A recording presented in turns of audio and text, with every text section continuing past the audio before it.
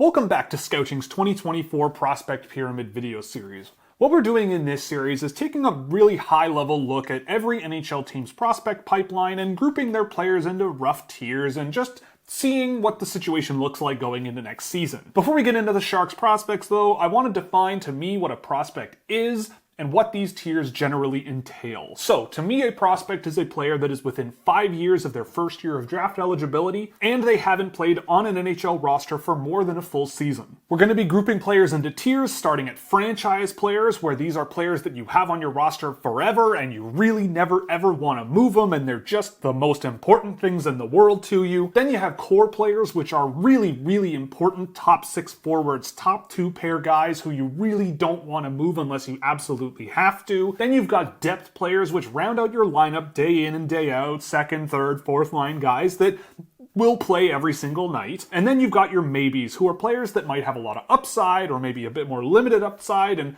a little bit of a less than likely chance of getting into an NHL lineup every single game in a given season. Or maybe they bounce around teams a little bit here and there. Just guys that are maybes. And then at the bottom you have everyone else who, again, it's not impossible that these guys never make the NHL, but they might be a bit more of a long shot than other guys on the roster. To get things started, this shouldn't surprise anybody, but Macklin Celebrini finds himself in the franchise tier. He's just a great hockey player. He's going to be vital for the San Jose Sharks for a very long time. He does everything really, really well, and I feel like any level of development that he gets here talent-wise is only going to make him better and better and better and better. He has a brilliant mind for the game in all 3 zones of the ice. He's a lethal scorer. He's an inside-driven playmaker. There's just so much to love about his game.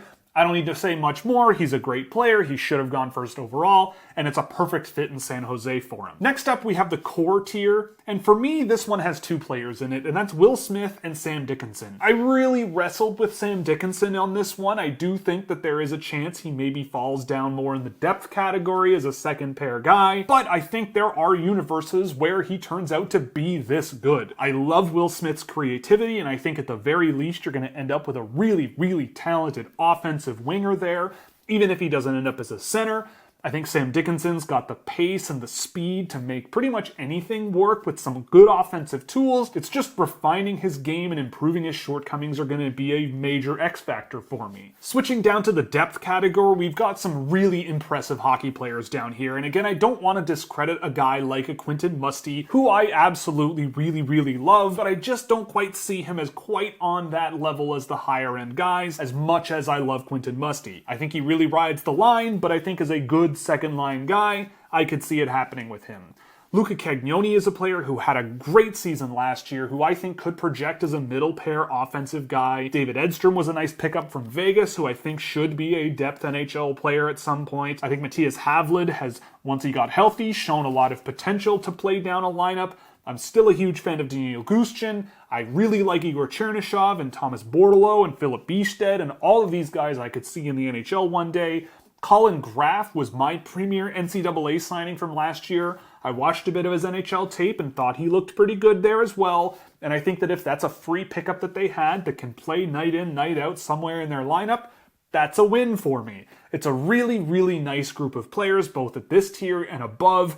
And I think the San Jose Sharks have done a really nice job amassing quite a lot of talent. Moving down to the maybes category, there are still some interesting players down here, headlined by none other than Shakir Mukhamadullin and Leo Saline Valenius, who are 2 rangy, big defensemen who can skate pretty well, just bring an all-around solid style of play to the game. I would expect Mukhamadullin to be given a chance to make the NHL team this year, so maybe he deserves to be bumped up a little bit, but his overall level of effectiveness in the NHL, I think, remains to be seen. I've upgraded Brandon Svoboda and Eric Polkamp into this group. I'm a big fan of Eric Polkamp, and he had a better season than I expected as a freshman in college, headlined by an appearance with the World Junior team for the US. You might look at Brandon Svoboda's production and go, why would he be anywhere but in the everybody else category? But I don't think he's really there to be an offensive player.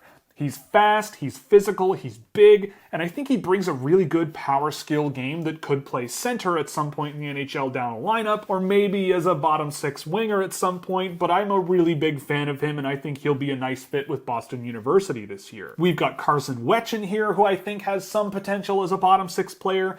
Goaltender Christian Kirsch, who they drafted this year, has got his fans around the league, and I've been kind of impressed with what limited video I've seen of him, and so maybe there's something there. I was also really impressed with what I saw out of goaltender Yaroslav Korostalov, who they drafted this past year. He is a D+1 player, but I don't really care. He had a fantastic season last year, and I think he could just continue to build on that and move his way up the Russian development program. At the bottom of the tiers, we've got everybody else, and these are just a bunch of guys. Guys like Theo Jacobson, who have a lot of potential, but maybe don't get there. You could also lump guys like Joey Moldoni or Timofey Spitsarov in that category as well. Jack Thompson is a guy who maybe gets his way into the NHL at some point, but I'm not totally sold on that. Brandon Coe has just slipped down my list over and over again over the years, but I still cling to the hope that there might be something there. There's just a lot of interesting players here who I just don't know if they have quite enough to get themselves into the NHL.